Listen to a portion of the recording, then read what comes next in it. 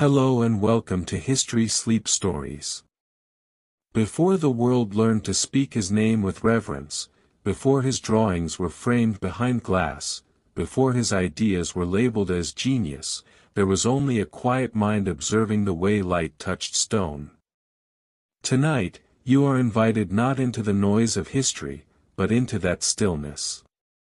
This is not a story that rushes forward. It drifts. It unfolds slowly, like ink spreading across old paper, asking nothing from you except attention, and then, eventually, rest. As you settle in to listen to this sleep story, a like and a subscription are a quiet way to support this channel. And if you feel comfortable, you're warmly invited to share where you're listening from in the comments. Imagine a time when the future had no shape yet, when tomorrow was uncertain and yesterday was carried by candlelight. In such a world, curiosity was not celebrated. It was tolerated, sometimes feared, often misunderstood. And yet, somewhere within this landscape, a mind was quietly listening to questions no one else thought to ask. Not loudly. Not urgently. But patiently, as if the answers would arrive on their own, given enough silence. This story matters not because of what was invented, painted, or written down, but because of how thought itself was treated, as something gentle, something to be followed rather than forced. In a world that demanded quick results and visible proof, there was a man who trusted slow observation. That contrast is where our journey begins, not with achievement, but with attention. You may think you already know this story. You may believe it begins with masterpieces or ends with legacy. But those are only the echoes. What came first was quieter. A way of looking at the world that refused to separate art from nature, thought from feeling, or imagination from discipline. This is not the tale of a restless genius racing ahead of his time. It is the portrait of a listener, waiting for patterns to reveal themselves. As you settle into this moment, allow yourself to release the need to anticipate what comes next. There is no test waiting, no conclusion you must reach. The value lies in the unfolding itself. Each idea will arrive gently, replacing the last, never demanding urgency. This is a story designed to be entered slowly, the way one steps into a darkened room and allows the eyes to adjust. History often presents its figures as monuments, solid, immovable, complete. But monuments do not breathe, and they do not wonder. Tonight, we move before the monument existed. We step into uncertainty, into half-formed thoughts and unfinished sketches. Into a life defined not by certainty, but by a willingness to remain curious even when answers refuse to appear. There is a reason this story has endured, even when so many others have faded. It is not because the future was predicted, but because it was approached with humility. The whisper you are about to hear is not loud enough to command attention, only steady enough to reward it. And once you notice it, the world you thought you understood may begin to feel subtly different. As this invitation closes, the journey truly begins. Beyond this moment lies a world shaped by patience, observation, and quiet courage. A world where curiosity was not a distraction, but a guide. And as you follow it forward, you may find that your own thoughts begin to slow, preparing you to enter the story not as a spectator, but as a calm and willing listener, alongside Leonardo da Vinci. Before the name Leonardo was ever spoken beyond a small circle, the world itself moved at a slower, heavier pace, shaped by routine rather than revelation. Villages rose with the sun, fields were worked by hand, and knowledge traveled no faster than a horse could carry it. The air smelled of wood smoke and damp stone, and nights were ruled by darkness, not lamps. Most lives unfolded within narrow borders, defined by birth, trade, and obedience. Change was something to be feared, not pursued, because survival depended on repetition. In this ordinary world, imagination was a private matter, rarely rewarded and often discouraged. The future was not a place to explore, but a burden to endure, shaped by tradition and faith rather than curiosity. Everything familiar felt permanent, and the idea that one mind could alter the course of centuries seemed impossible to imagine for most people living then quietly. The 15th century did not celebrate questions for their own sake. Learning belonged to institutions, guarded by tradition and authority, passed down as answers rather than inquiries. Books were precious, handwritten, and scarce, and most knowledge lived in memory or rumor. Nature was observed only enough to survive it, not to understand it. Rivers were crossed, not studied. Birds were admired, not measured. This was a world where the heavens were believed to explain the earth, and faith often filled the gaps that curiosity might have explored. Within such boundaries, thinking differently carried risk, and silence was safer than speculation. Progress came slowly, when it came at all, and most people expected tomorrow to look exactly like yesterday, shaped by habits repeated until they felt eternal, unquestioned, and beyond the reach of individual thought or personal ambition, especially for those born without privilege or voice in rigid social orders everywhere. Art existed, but it served devotion, power, and instruction more than exploration. Painters followed rules, workshops repeated styles, and originality was subtle rather than celebrated. Craft was valued, but imagination had boundaries, and stepping beyond them invited suspicion. Apprentices learned by copying, not questioning, absorbing forms already approved by history. Beauty was allowed, so long as it obeyed expectations. In this environment, creativity survived quietly, hidden inside margins and private notebooks. Innovation moved slowly, careful not to disturb the structures that supported daily life. Most people accepted these limits without resentment, believing that order mattered more than possibility, and that the unknown was best left untouched, a shadowed space where mistakes lived, and certainty felt safer than curiosity or ambition.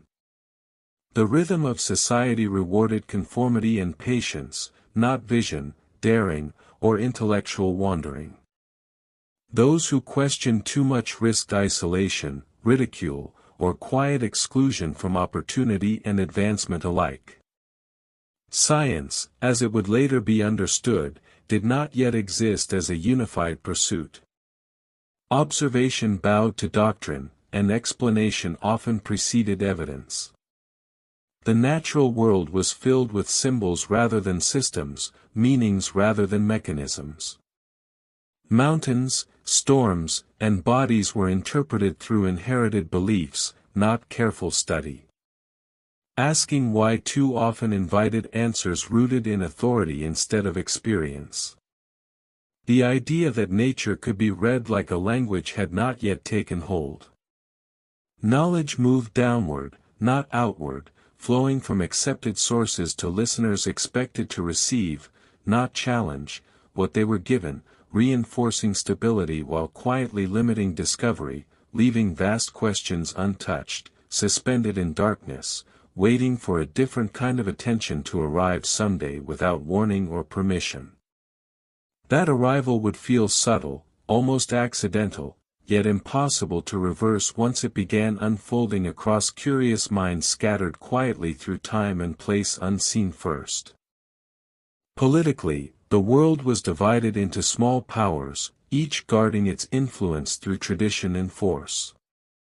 Stability mattered more than progress, and hierarchy shaped every interaction. One's place was inherited, rarely questioned, and ambition was expected to remain modest. Movement between classes was uncommon, and education followed narrow paths. Most people lived and died within a short distance of their birthplace, carrying the same beliefs forward without revision. Change occurred slowly, negotiated through generations, and innovation tended to follow necessity rather than curiosity, responding to survival instead of wonder, reinforcing a sense that the world was already complete, its rules written, its future predetermined, leaving little room for radical thought or personal reinvention. In such a setting, difference felt dangerous, and safety was found in blending quietly into the expected patterns of life. Few imagined that stillness itself could be questioned, observed, or gently reimagined through patient attention alone someday. It is within this ordinary, cautious, and deeply structured world that our story continues. Nothing about the time suggested transformation, and nothing about the moment announced change. Yet beneath routine and repetition, unnoticed spaces remained, waiting for someone willing to look longer, listen closer, and wonder quietly. The stage was set not by excitement, but by restraint. And as this world turned steadily along its familiar paths, a single mind prepared to step into its silence. That silence would soon be filled with sketches, questions, and observations unlike any before, though for now it rested unnoticed, waiting patiently for the presence of Leonardo da Vinci, whose curiosity would eventually transform stillness into insight and observation into a quiet revolution that history had not yet learned how to name or understand. The moment had not arrived, but its conditions were now fully in place, waiting without haste or announcement to be disturbed gently. Out of that restrained and familiar world, a child was born not into certainty, but into quiet irregularity. There were no omens announcing significance, no signs pointing toward greatness. The early days were simple, shaped by countryside rhythms rather than city ambition. Hills, paths, streams, and open skies formed the first classroom, offering lessons without structure or instruction. Observation came before language, and curiosity before intention. This beginning mattered not because it was extraordinary, but because it was ordinary in a way that allowed space to notice details others overlooked. Childhood unfolded without rigid expectations. There were no strict corridors of tradition pressing heavily at every step, only the gentle presence of nature and the steady influence of hands that worked with care. Tools were handled, materials examined, and forms studied not for purpose, but for interest. Time moved slowly enough for questions to linger. In this environment, attention became a habit. The way leaves caught light, the patterns carved by water, the quiet logic of animals moving through familiar terrain, all of it entered the mind without urgency, settling into memory as fragments waiting to connect. There was also absence, and absence teaches its own lessons. Without the certainty of belonging fully to one place or expectation, a child learns to observe rather than assert. Watching becomes safer than declaring, listening easier than speaking. This distance from rigid identity created room for imagination to grow inward rather than outward. While others learned who they were meant to be, one mind learned how to look, how to wait, and how to hold questions without demanding answers. Vulnerability, rather than weakness, became a subtle strength, encouraging curiosity without competition. Education, when it came, arrived unevenly. Formal instruction offered rules, but not always understanding. Letters and numbers were learned, but the deeper lessons came elsewhere, in watching craftsmen work, in seeing how wood resisted or yielded, how metal responded to pressure, how forms emerged through patience rather than force. Skill revealed itself as a dialogue between hand and material. Mistakes were not failures, but information. This perspective would quietly shape everything that followed, though at the time it felt like nothing more than fascination, the simple pleasure of seeing how things worked.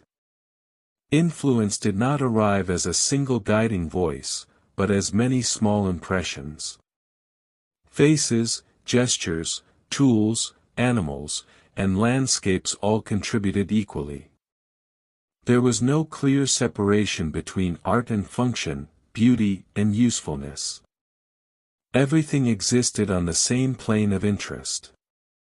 A bridge, a bird's wing, a smile, a shadow, all were worthy of attention. This openness prevented specialization too early, allowing curiosity to wander freely without the pressure to choose a single path. While others moved toward certainty, this mind moved toward connection, sensing that understanding came from seeing relationships rather than isolated facts. Importantly, there was no rush toward recognition. Early efforts were private, exploratory, unfinished. Sketches existed to be studied, not displayed. Questions were written to be held, not answered immediately. This lack of urgency preserved wonder. Without the demand to prove worth, learning remained playful, even serious in its own quiet way. Progress happened without measurement, guided by instinct rather than ambition. Every discovery felt personal, not performative, reinforcing the idea that knowledge could be its own reward. These early foundations did not point clearly toward a future of renown. They pointed inward, toward a way of engaging with the world that valued patience over speed and depth over display. In a culture that rewarded conformity, this inward freedom mattered deeply.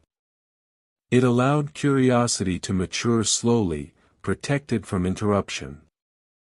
While others learned what to think, one mind learned how to think, and perhaps more importantly, how to remain comfortable in uncertainty. Great stories often tempt us to search for early signs of destiny, moments that explain everything. But this beginning resists that simplicity. There was no single spark, no defining triumph. There was only continuity, the steady accumulation of observation layered gently over time. What emerged was not a prodigy racing ahead, but a thinker assembling quietly, piece by piece, thought by thought, guided by attention rather than expectation. As these early years passed, the world remained largely unaware. Nothing demanded notice yet. But beneath the surface, habits were forming that would later appear remarkable only because they had been so patiently built. The silence of childhood had done its work. And as curiosity continued to deepen, the foundations were set for a life shaped not by sudden brilliance, but by sustained wonder, one that would eventually belong to Leonardo da Vinci, long before history learned to speak his name with awe. As childhood gave way to the first stirrings of independence, the quiet mind continued its slow, deliberate formation. This period was not marked by sudden achievements or public recognition, but by a patient weaving of habits, observations, and small experiments. Each day offered lessons that were invisible to most, the way water curved around a stone, the sound of wind through the branches, the subtle tension of a rope stretched too tightly. These details were absorbed not as tasks to complete, but as mysteries to sit with, to understand over time, and to return to repeatedly. Learning, for this mind, was a quiet dialogue with the world rather than a checklist to finish. Failures were as much teachers as successes. Mistakes were not moments of shame, but opportunities to see patterns and consequences. A sketch that did not match the imagination was examined patiently, a broken tool was studied for how it had yielded to force. In this way, understanding grew slowly, like roots beneath the soil, unseen but steadily spreading. Nothing in these formative years was rushed. The world moved at its measured pace, and the mind matched it, developing resilience and patience through repetition and reflection. Each misstep was a chance to notice something that had been overlooked, each success merely a way to confirm an emerging pattern. Observation became a central practice. Watching others work, noticing gestures, studying the motion of animals and humans alike, all were exercises in understanding systems, relationships, and cause and effect. The mind trained itself to see connections where others saw isolated events. A bird lifting from the ground suggested principles of balance, the flight of a hawk hinted at aerodynamics, a simple hinge on a door revealed ideas about leverage. These observations were catalogued internally, sometimes sketched quietly, sometimes committed to memory, always stored as potential insight. Each seemingly trivial detail could later become a piece in a larger puzzle, a part of understanding the world in ways that were not immediately apparent. Curiosity did not exist in isolation, it was nurtured through habit. Daily routines, repeated not out of obligation but out of desire, reinforced attention and discipline. Drawing, experimenting with materials, asking questions aloud or silently, and revisiting previous attempts became second nature. There was a rhythm to the practice, a sense that knowledge grew not by leaps but by steady accumulation. Even in moments of boredom, the mind found ways to explore, often inventing challenges for itself or imagining alternative outcomes. In these moments, the seeds of innovation were sown, quietly, without fanfare, and without the pressure of an audience to witness them. Solitude played a crucial role in this development. Alone, the mind could wander freely, explore without interruption, and follow curiosity wherever it led. Reflection became a habit as essential as any external lesson. Observing one's own thoughts, questioning assumptions, and revisiting previous experiences allowed connections to form slowly and organically. Ideas could mature, refine, and recombine, often far from prying eyes or societal expectations. In this way, the inner life became rich, layered, and disciplined, prepared to respond to complexity rather than conform to simplicity.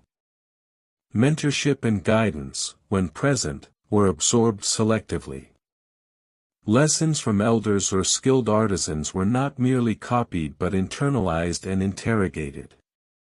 Advice was tested against observation, theory against experience, rules against experimentation. Authority was respected but not blindly followed, creating a balance between structure and freedom. This balance fostered confidence, patience, and discernment, essential qualities for navigating both creative and scientific pursuits later in life. Habits of careful documentation began to emerge. Sketches, notes, and observations were accumulated in notebooks or on scraps of paper, creating a personal archive. These were not intended for immediate display or acclaim, but as tools to remember, to compare, and to refine ideas. The process of recording, reviewing, and revisiting reinforced the mental patterns of attention, critical thinking, and synthesis. Knowledge became something tangible yet flexible, a living network of interconnected insights rather than static information. Through these quiet practices, identity itself began to crystallize. Not as a product of external recognition or social definition, but as an internal coherence, a sense of self rooted in observation, patience, and reflection. Interests were chosen naturally, not imposed, preferences emerged from repeated engagement rather than instruction. Curiosity became a defining trait, but tempered by restraint and reflection. In this way, The mind built both depth and resilience, preparing for challenges and opportunities that would only appear decades later. The transformation was invisible at the time, yet undeniable in retrospect, a mind being formed as a tool, a companion, and a guide. By the end of this period, a foundation had been laid, a quiet architecture of understanding, habits, and attention. Patterns were recognized where others saw chaos, processes were observed where others saw only results, curiosity had been disciplined. As the years unfolded, a quiet pattern began to emerge, almost imperceptibly at first. The world around him continued its slow, measured rhythm, and yet within one mind, small shifts were taking place. These shifts were not announced with fanfare or immediate recognition, they were subtle, almost private signals that something was stirring differently. A sketch held longer than usual, a question lingered beyond the ordinary, a tool examined from every angle rather than used in haste.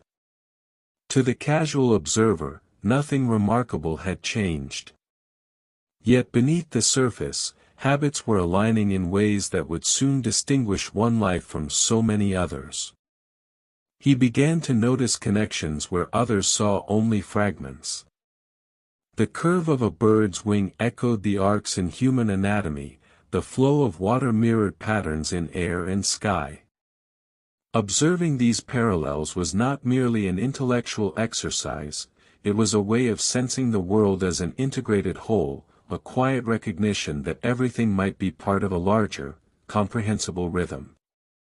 These insights were fleeting at first, appearing in moments of idle attention and vanishing before they could be fully articulated, leaving only a faint sense of promise. It was a subtle revelation, the mind itself could map the invisible threads connecting seemingly unrelated things, and this capacity would soon become a defining feature. Failures became a companion rather than a deterrent. When materials refused to behave, when lines missed their mark, or when experiments yielded nothing but confusion, he did not recoil. Each failure carried a lesson, often unnoticed by others, reinforcing the notion that patience and attention mattered more than immediate success. In these quiet interactions, the foundations of resilience were laid.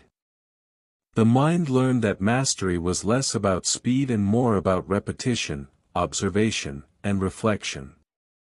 This slow accumulation of understanding, largely invisible to the outside world, created a rhythm that would define future achievements, an internal metric of progress that no recognition could accelerate.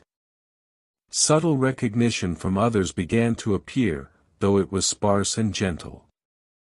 A craftsman might pause to note a careful observation, a mentor might hint at approval without fully articulating it. These small acknowledgments, almost imperceptible, mattered more for the internal validation they provoked than for any outward reward. They functioned as quiet markers along an unseen path, suggesting that the habits forming within were beginning to resonate beyond private observation. Nothing monumental had yet been accomplished, but the alignment of curiosity, discipline, and perceptive attention was becoming noticeable, if only to those attentive enough to perceive it.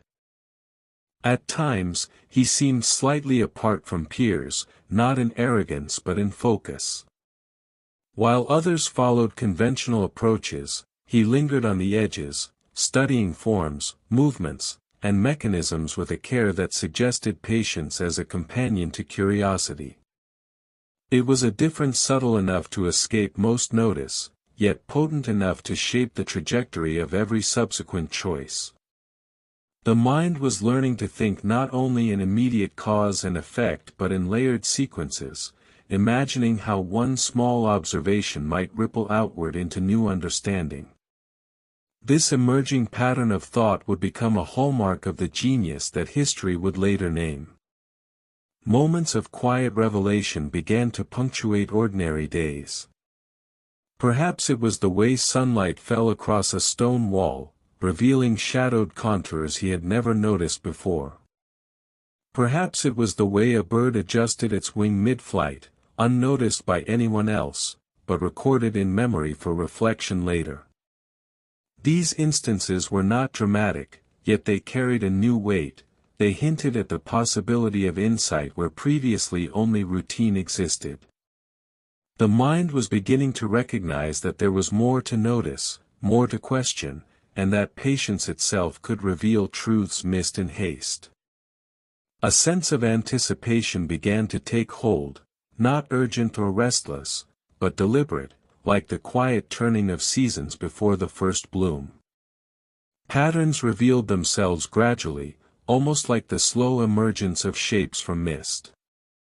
Lines drawn, experiments tried, observations repeated, all began to form a rhythm, a map of understanding previously unimagined. The mind was learning to see beyond immediate appearances, detecting relationships invisible to others. This was the first sign that thinking could be recursive, reflective, and integrative, capable of bridging disciplines before they were defined as separate. A sculptor's eye noticed structure in anatomy, a naturalist's curiosity perceived design in movement, a student of mathematics saw order in chaos. These convergences marked the beginning of a mind that would later appear to traverse time itself, though in these early days they were little more than private moments of wonder.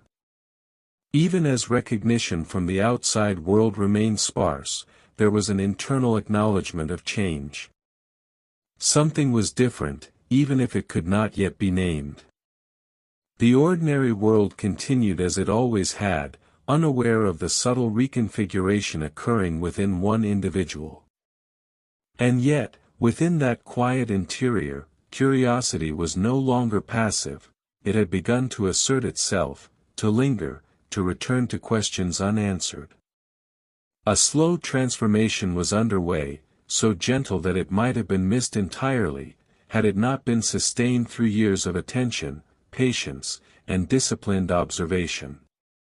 By the end of this period, the first hints of a mind set apart had crystallized, not through achievement, applause, or external markers, but through patterns, persistence, and subtle recognition of interconnections invisible to others. The ordinary world continued its measured pace, unaware that someone within it had begun to move differently, to see differently, and to think in ways that would later seem impossible to predict. The stage was quietly set.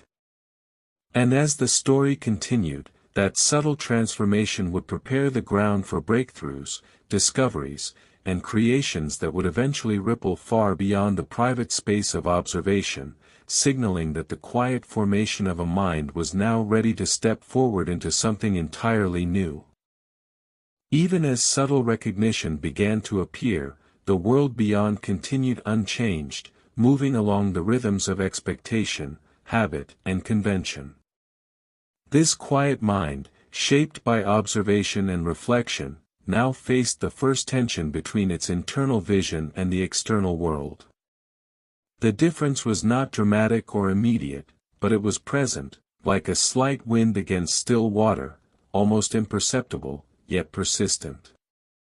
Daily life demanded adherence to routines, acceptance of authority, and deference to custom, while inside, imagination and inquiry insisted on wandering freely. The conflict was subtle, almost private, yet it carried weight. It marked the first test of whether curiosity could coexist with constraint. Family, neighbors, and teachers noticed his attentiveness, but they often struggled to understand it. Questions arose that did not fit their expectations. Sketches and experiments seemed excessive, even frivolous, when the practical demands of work and study were pressing.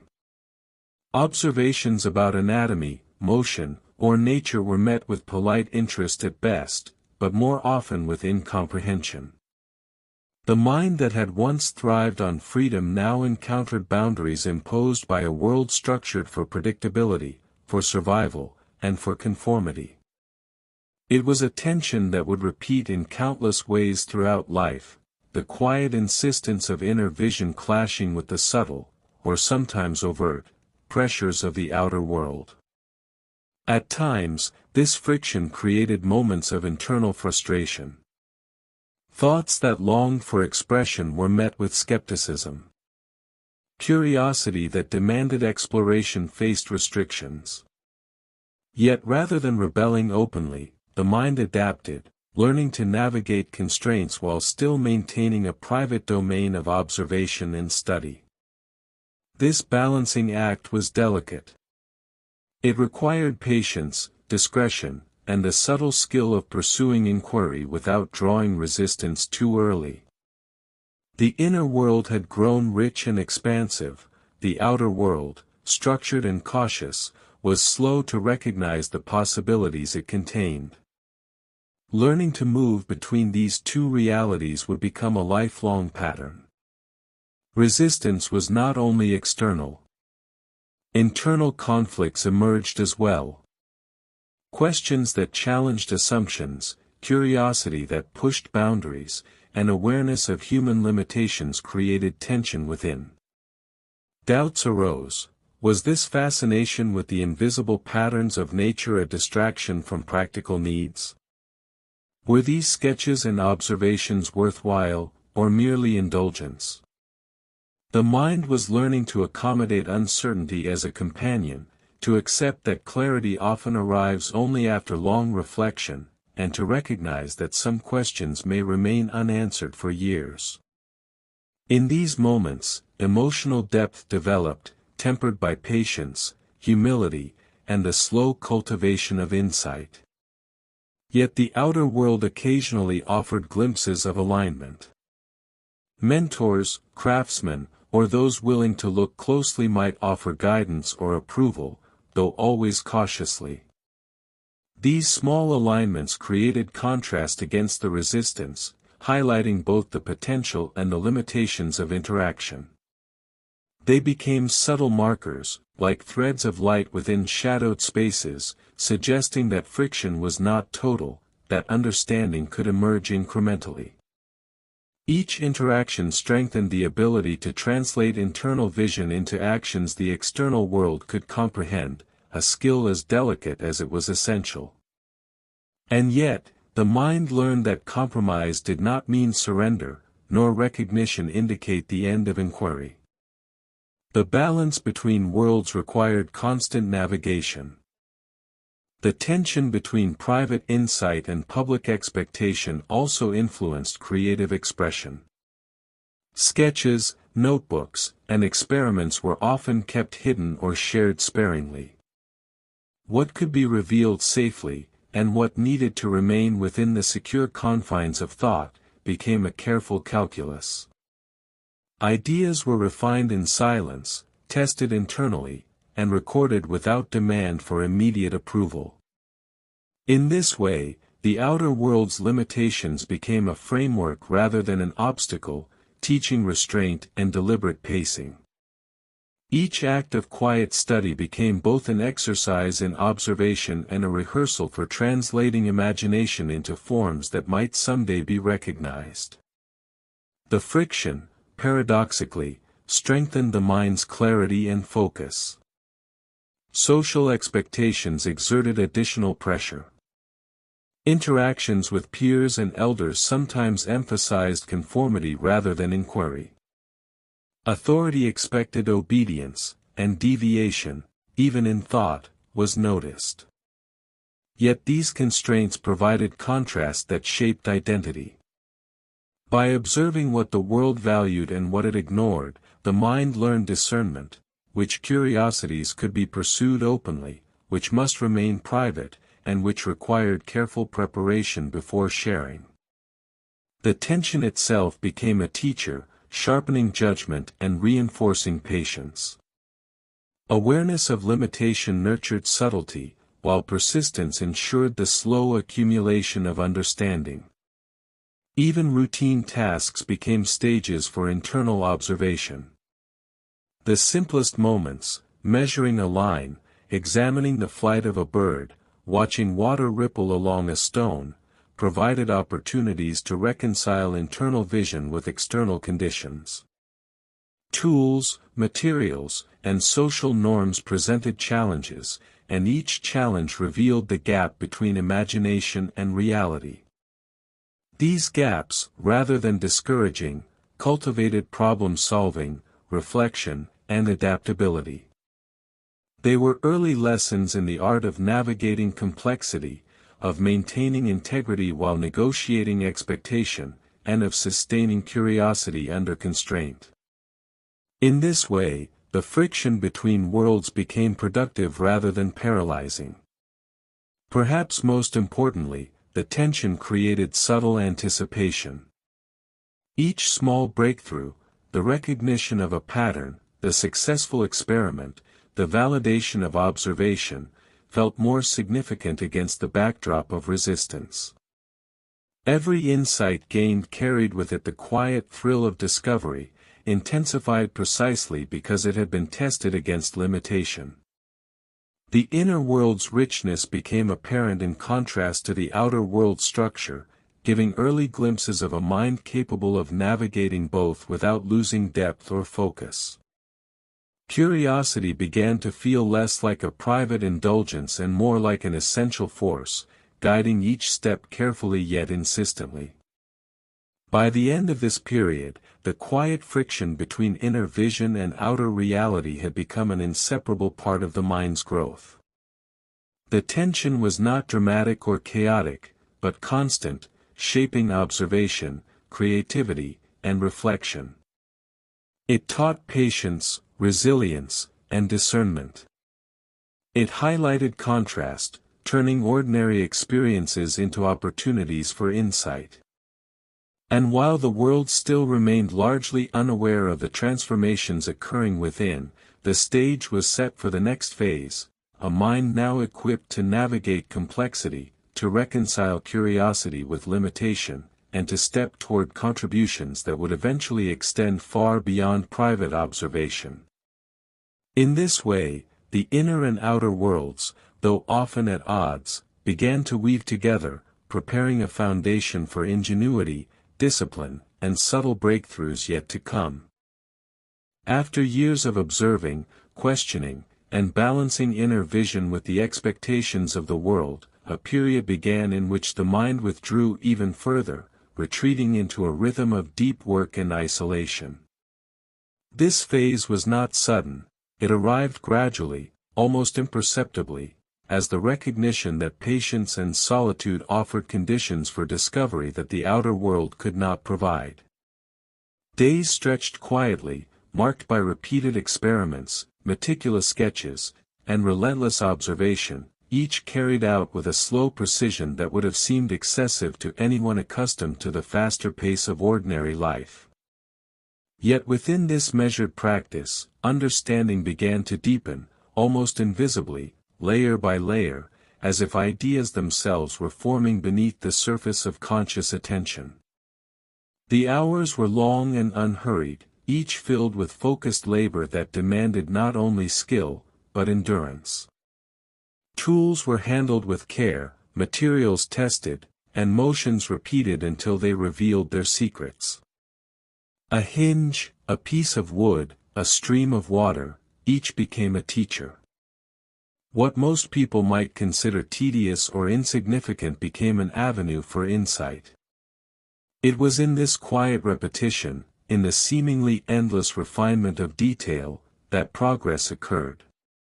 The mind learned the value of persistence without applause, of understanding that excellence is rarely announced, but patiently built over time.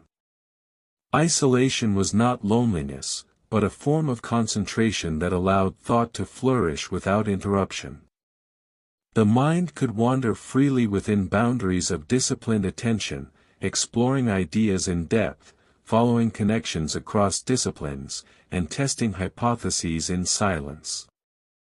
There was a certain intimacy in these hours, a conversation between observation, imagination, and hand, where mistakes were welcomed as lessons, and success emerged quietly, almost secretly.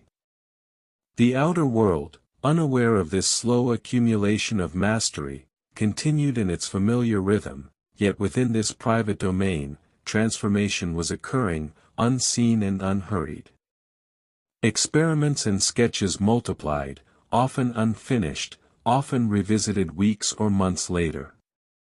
Each failure was carefully examined, not to produce immediate results, but to refine understanding.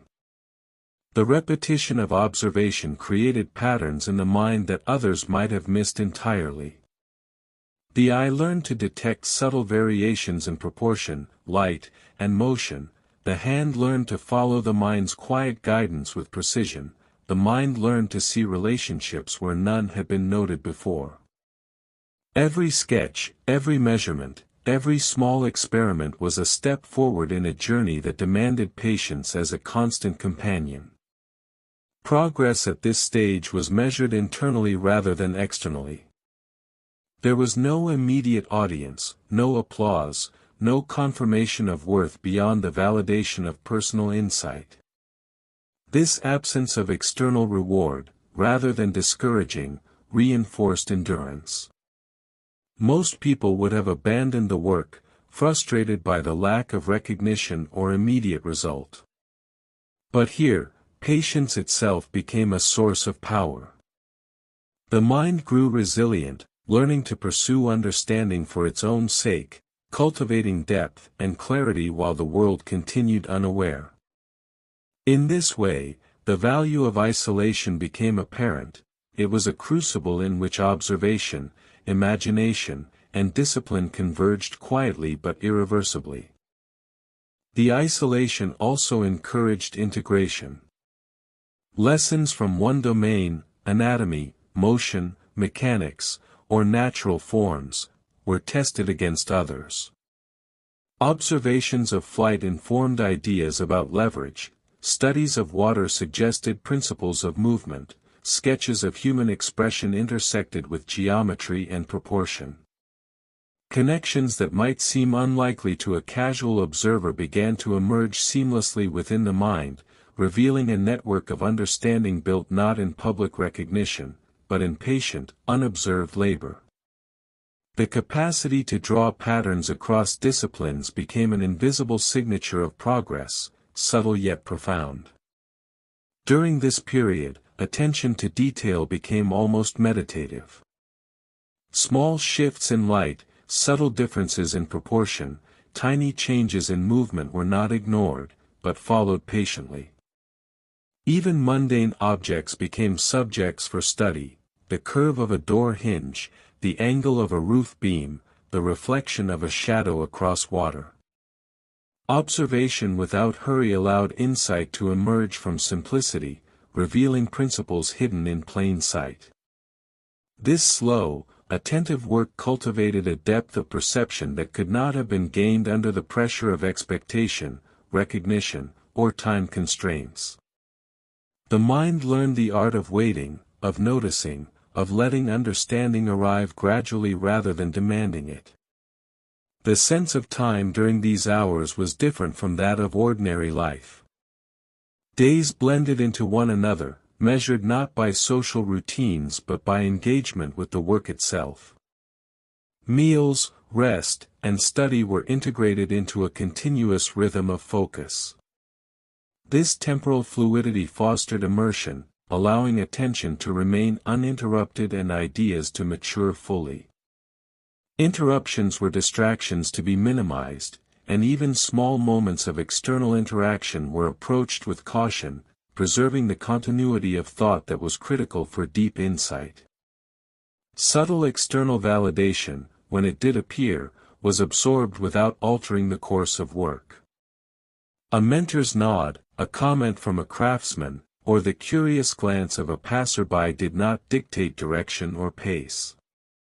Instead, these moments were noted, considered, and then gently set aside, reinforcing the principle that true progress depends on the consistency of effort rather than recognition. The mind learned to value the unseen labor, the internal refinement, and the accumulation of knowledge that could only be appreciated retrospectively. In this way, the period of deep work reinforced both discipline and independence, creating a foundation for future contributions that would ultimately astonish, though at the time remained invisible. Even leisure was transformed into opportunity. Walks in nature, quiet observation of animals, or the simple attention to the passage of sunlight across surfaces became part of the ongoing exploration. Nothing was wasted, because even ordinary experience could yield insight when approached with curiosity and care. The mind treated all input as material for reflection, integrating observation into ongoing practice. This holistic approach ensured that every moment of attention contributed, subtly and continuously, to the slow, steady shaping of understanding. By the end of this period, the mind had matured into a quiet instrument of insight. The hours of solitude, repetition, and careful observation had created habits and capacities that would carry forward into the most remarkable achievements of later life. The visible world may have remained unchanged, unaware of the transformation occurring in private, but within, a mind had become disciplined, patient, and integrated, capable of perceiving patterns, connecting domains, and sustaining effort where others might have given up. The stage was set for the eventual emergence of extraordinary creativity, invention, and vision, built meticulously in silence, under the steady guidance of curiosity, observation, and enduring patience. This deep work in isolation, though invisible to others, had become a defining phase. It was not marked by fame, applause, or immediate reward. Its value lay entirely in the preparation it afforded, in the invisible scaffolding of thought, skill, and perception being assembled quietly, day after day, without interruption. And in this careful, unobserved cultivation, the mind was becoming ready to translate the private insights of patience and focus into contributions that would resonate far beyond the solitude in which they were first nurtured. After years of patient labor in quiet solitude, a shift began to occur, though not in the dramatic fashion that the world typically rewards. The work, carefully cultivated in private, began to ripple outward, eliciting glimpses of recognition and, at times, misunderstanding. Some noticed the precision in sketches or the careful observation in designs, and they nodded with curiosity or admiration. Yet the world was slow to grasp the depth and breadth of what was emerging. Appreciation was partial, tentative, often filtered through existing expectations and conventions. The contrast between inner achievement and outer acknowledgement created a strange tension, a subtle irony that the mind had long grown accustomed to in silence. People occasionally recognized glimpses of ingenuity, but rarely understood their significance. A carefully drawn study of anatomy might earn polite praise as a skilled exercise in imitation, not as a profound investigation of structure and motion. A mechanical sketch could be admired for craftsmanship, without its visionary principles being fully comprehended. These half-recognitions, though seemingly minor, were quietly powerful. They confirmed that the work was visible, that its presence could be sensed, yet they also reinforced the patience cultivated over years of isolation. True understanding, it seemed, would arrive only gradually, shaped by time and perspective rather than immediate perception.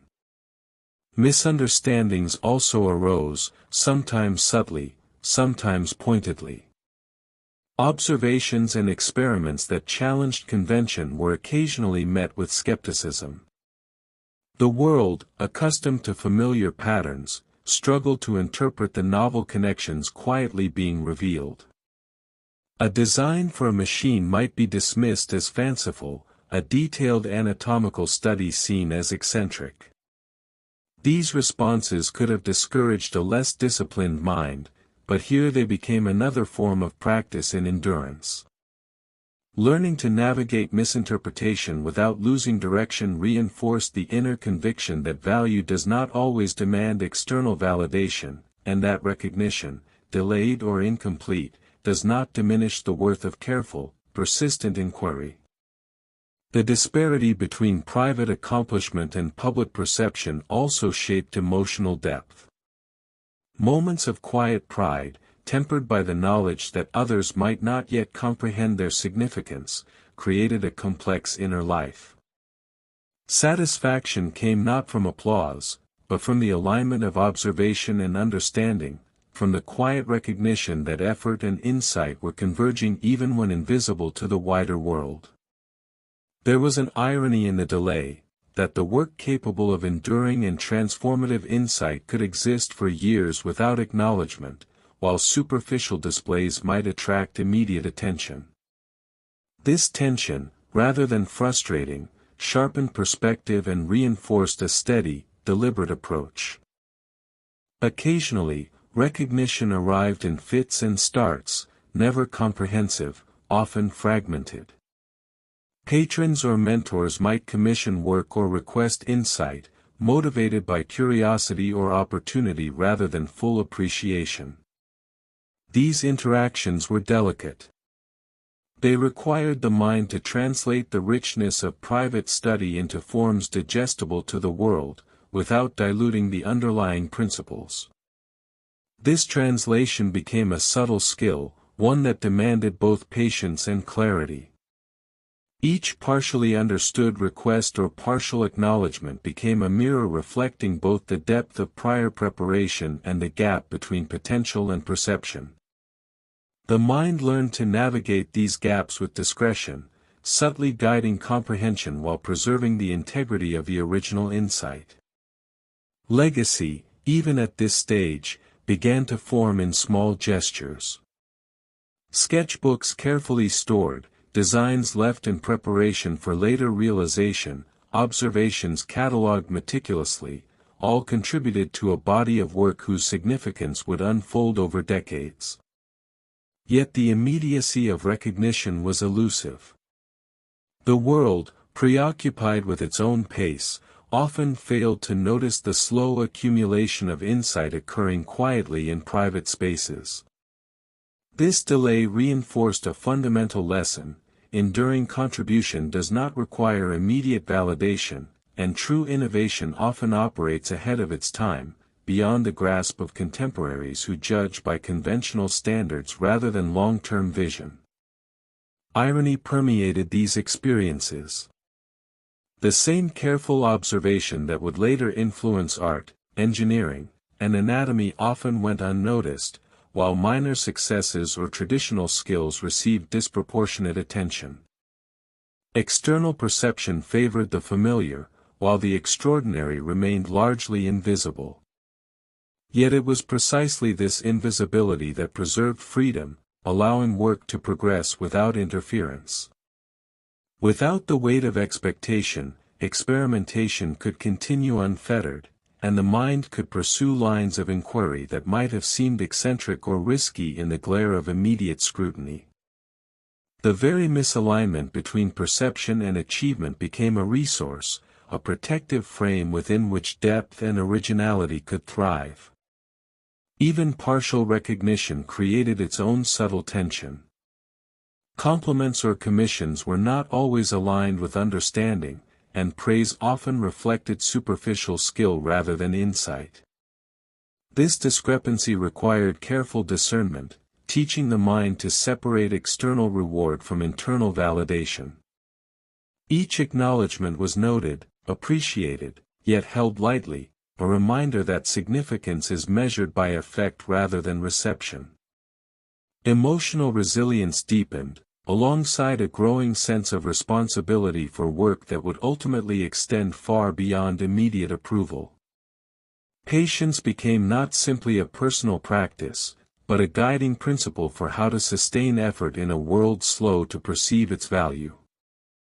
During this period, the interplay between recognition, misunderstanding, and legacy created a quiet tension that reinforced discipline and endurance. The mind observed both the world and itself, noticing where effort yielded understanding, where perception faltered, and where time alone might reveal the full measure of contribution. This reflection cultivated a subtle authority grounded not in public acknowledgement, but in mastery developed through sustained focus.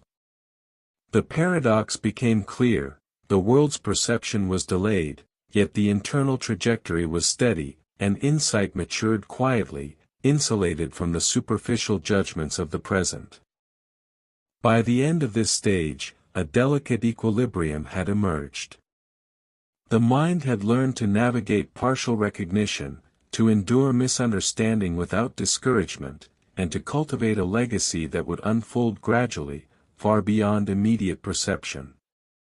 Each small acknowledgement, each instance of misinterpretation, reinforced the necessity of patient observation, disciplined work, and inner validation. The world, moving at its familiar pace, had glimpsed only fragments of the depth contained within, while the mind itself had grown resilient, refined, and prepared to extend understanding in ways that would eventually reach far beyond its initial context. The period of recognition, misunderstanding, and evolving legacy thus reinforced the subtle truth that contribution is often invisible at first, appreciated only after years of preparation and quiet labor. The tension between what is done and what is seen, between understanding and misinterpretation, became a defining feature of the mind at work. It taught discernment, endurance, and humility, while simultaneously nurturing the capacity to shape perception gradually and deliberately. In this way, the stage was set for the next phase, the eventual synthesis of private mastery with outward impact, the translation of deep observation into works whose significance could no longer be ignored. Even as recognition slowly emerged and legacy began to take shape, the path chosen was not without cost. The solitude that had nurtured insight also demanded sacrifice. Time spent in deep focus meant moments of ordinary life were often surrendered, childhood friendships, casual laughter, and fleeting social joys were quietly set aside, traded for hours with paper, pen, and observation. These choices were made without complaint, yet they carried a weight that only the mind itself could fully measure. The cost of pursuing understanding in such a disciplined, private manner was subtle, invisible, and cumulative, revealing itself over years in quiet absences and muted longing. Relationships were often secondary to inquiry. Family, peers, and potential companions experienced only fragments of attention, glimpses of a mind preoccupied with ideas rather than small talk or conventional pursuits. Those who wished for closeness might have sensed distance, a gentle disengagement that was neither cold nor intentional, but necessary to preserve the continuity of thought. Emotional intimacy, in this sense, became a scarce resource, allocated sparingly. The mind grew accustomed to observing others, learning from them, yet remaining somewhat apart, a delicate balance between connection and the demands of relentless curiosity. Even internal life was not free from tension. Doubts occasionally surfaced, whispered questions about whether the sacrifices were justified. Moments arrived when the path seemed lonely, and the future unclear. Could the effort invested ever translate into something meaningful beyond private satisfaction? Was curiosity worth the steady cost of isolation and missed social ease? These questions were not dramatic crises but quiet companions, surfacing in reflective moments and encouraging careful self-examination. They underscored the subtle vulnerability inherent in a mind devoted to exploration, reminding that even genius is not immune to human doubt and a quiet ache of deferred gratification. Opportunities foregone were another subtle consequence. While peers might have engaged in social advancement, conventional employment, or immediate recognition, the focus on study, observation, and experimentation often required declining paths that offered faster or more tangible rewards. Choices were deliberate, guided by the inner conviction that long-term understanding was more valuable than transient gain. Yet even deliberate decisions carry consequence, moments of regret, fleeting curiosity about alternative routes, or the quiet thought of roads never taken. These untraveled paths added texture to the journey, reinforcing both commitment and the complexity of human experience. Even success, when it appeared, carried its own burdens. Recognition arrived slowly, often incomplete or fragmented, and with it came the subtle responsibility to sustain the work that had demanded so much solitude. The more the world glimpsed, the more careful the mind became to preserve focus, ensuring that public attention did not erode the integrity of private insight. Emotional reserves, built over years of quiet labor, were now called upon not only for continued experimentation but for the careful management of perception, expectation, and influence. Each acknowledgement, each commission, each glimpse of understanding required navigation, a tension between achievement and the discipline that produced it. Yet these costs were never framed as regret. They were integrated into the rhythm of life, accepted as natural companions to the pursuit of understanding. Sacrifice and insight became intertwined, the very isolation that demanded so much also allowed depth to grow. The mind learned resilience not as a conscious strategy, but as an organic product of daily practice, observation, and reflection. In moments of quiet, the trade-off between presence in the world and presence in thought was acknowledged, understood, and reconciled internally, reinforcing the notion that meaningful contribution is rarely effortless, and that enduring insight requires dedication as much as imagination. Even the simplest joys carried a subtle layering of compromise. Walks in nature, observation of animals, and study of light and shadow were both refreshment and practice, moments of pleasure inseparable from work. Leisure became intertwined with curiosity, reflection, and preparation. There was no true separation between enjoyment and effort, a dynamic that shaped both the richness of experience and the subtle loneliness of constant engagement. Emotional texture deepened as the mind embraced both the fulfillment and the quiet longing embedded in a life devoted to inquiry. In addition, public misunderstanding added to the cost. The slow recognition and occasional misinterpretation of work created periods of isolation that were reinforced not just by choice, but by the world's inability to fully grasp contributions. Misalignment between inner vision and outer perception could feel like a subtle ache, though it was rarely overtly discouraging. Instead, it became another lesson in patience and endurance, that meaningful work may only be fully appreciated long after it is created, and that the measure of value is rarely immediate applause, but the eventual resonance of insight across time. By the end of this phase, the human complexity of the mind was fully apparent. Greatness, cultivated in solitude and discipline, was inseparable from quiet sacrifice. Emotional depth, tempered by restraint, patience, and reflection, had grown alongside skill, observation, and creativity. The journey was marked not by instant gratification or conventional recognition, but by careful attention, personal integrity, and the acceptance of cost as part of the equation. Sacrifice had become the quiet companion of insight, shaping both character and capacity in ways invisible to the world.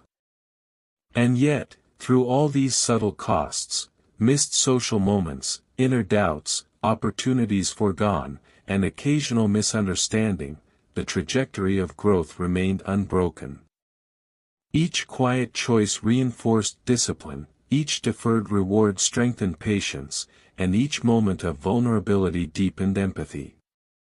The mind continued to evolve, equipped not only with skill and observation but with the subtle awareness of the human stakes involved in pursuing a life devoted to understanding.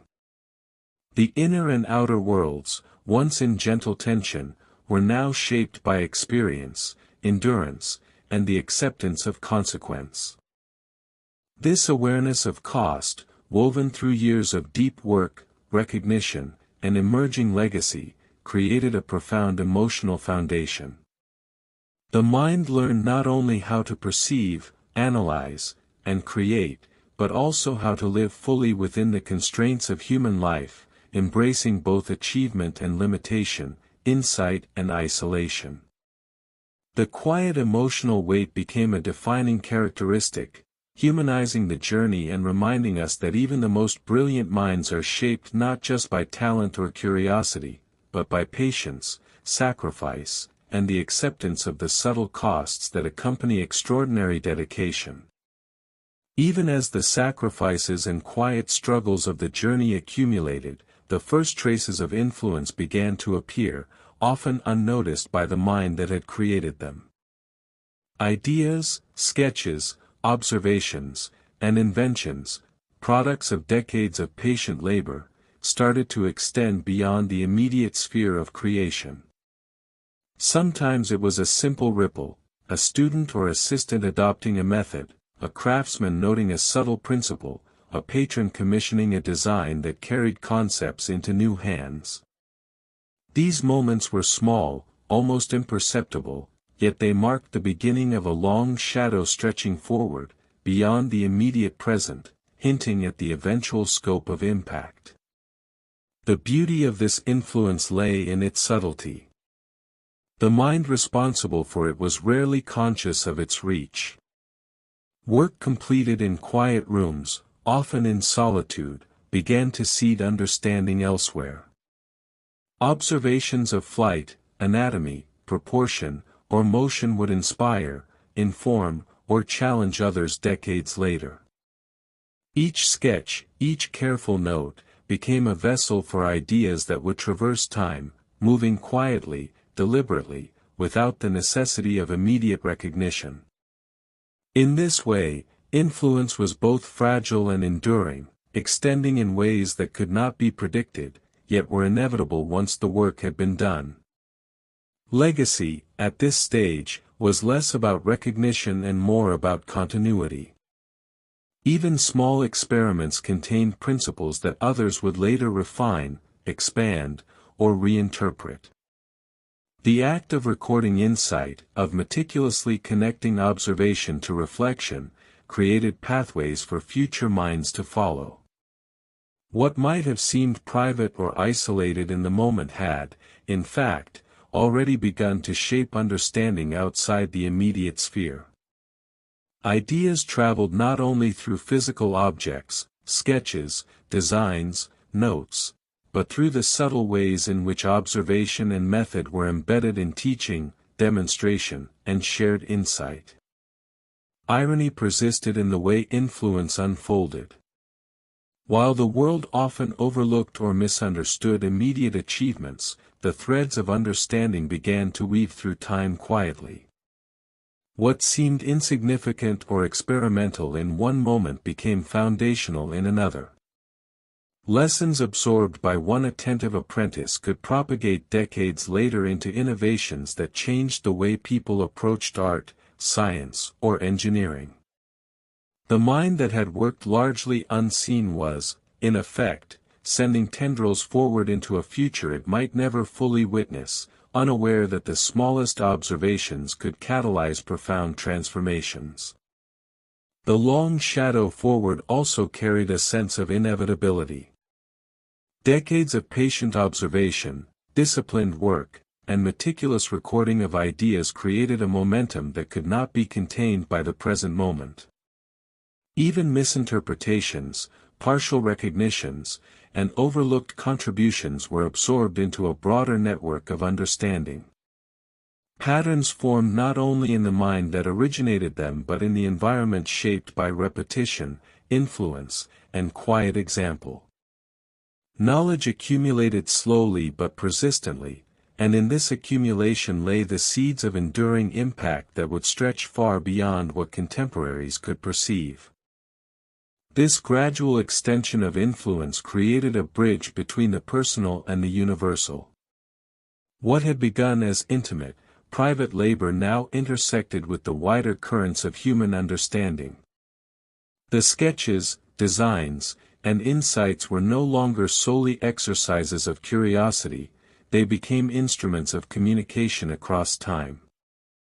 Even without the conscious intent of the mind that created them, these contributions carried meaning forward, shaping disciplines, inspiring creativity, and altering perceptions of possibility.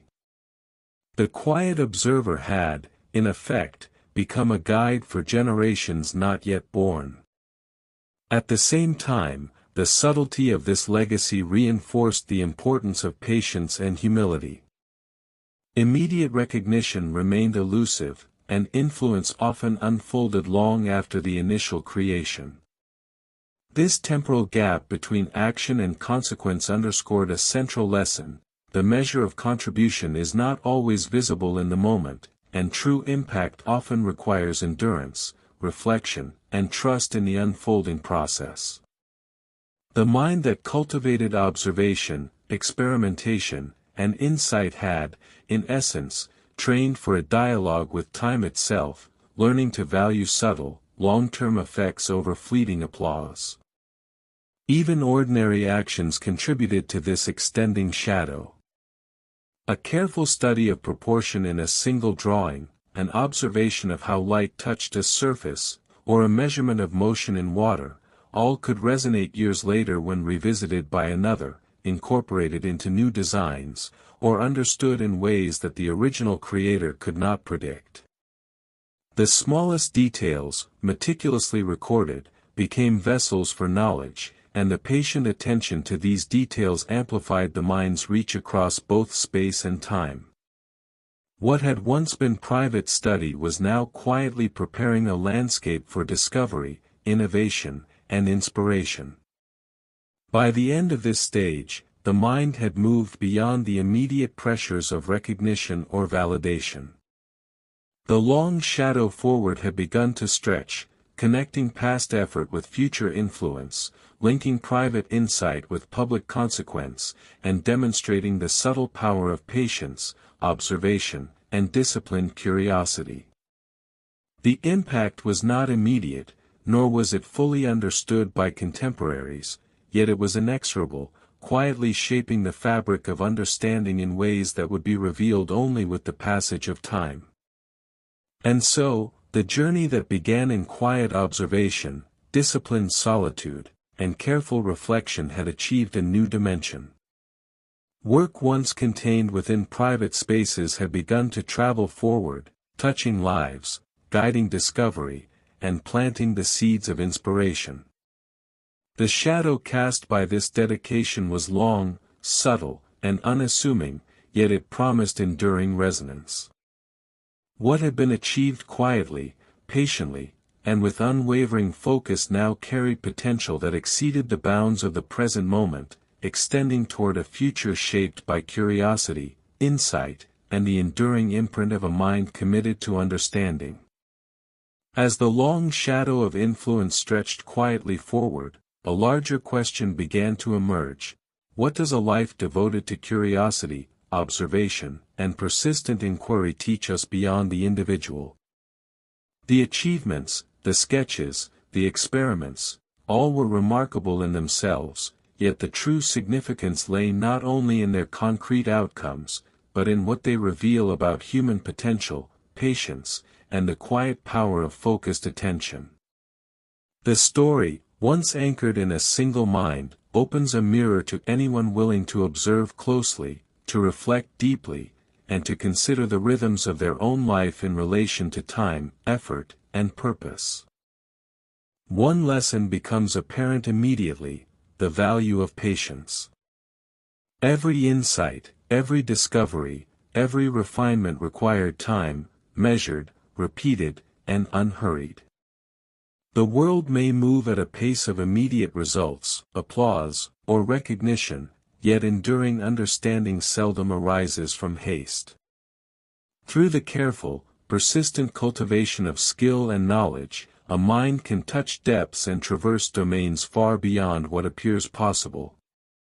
Observation, reflection, and repetition are not burdens but instruments of transformation, shaping both comprehension and character in ways that endure far longer than fleeting external attention. Creativity itself emerges not as a sudden spark, but as a slow, deliberate unfolding. Curiosity, disciplined by practice and grounded in reflection, becomes the engine that drives imaginative insight. It is a reminder that originality often thrives in quiet spaces, in sustained attention, and in the careful integration of seemingly unrelated observations. By witnessing a mind that cultivated connections across nature, mechanics, and anatomy, we see that creativity is not merely a gift, but a cultivated capacity, built through patience, experimentation, and the courage to pursue lines of inquiry that may seem obscure to the outside world. Ambition, too, takes on a subtle form in this narrative. It is not always the ambition for fame or recognition, but the ambition to understand, to explore, and to test the boundaries of what is known.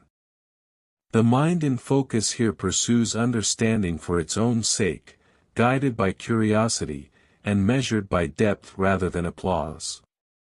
In doing so, it teaches a profound lesson: the most meaningful ambitions are those aligned with the pursuit of knowledge and the disciplined cultivation of skill, rather than the pursuit of transient validation. This quiet form of ambition, sustained over years, demonstrates that impact is not always immediate but can extend far beyond a single lifetime. The story also highlights the delicate balance between solitude and interaction. Reflection and withdrawal provide the space to think deeply, to integrate observation, and to refine understanding. Yet the interaction with the world, through teaching, sharing, or subtle influence, ensures that insight does not remain entirely private. The interplay between internal cultivation and external connection demonstrates that contribution is both a personal and communal endeavor. The mind teaches us that quiet labor, when combined with careful engagement, can ripple outward, shaping both immediate surroundings and distant futures.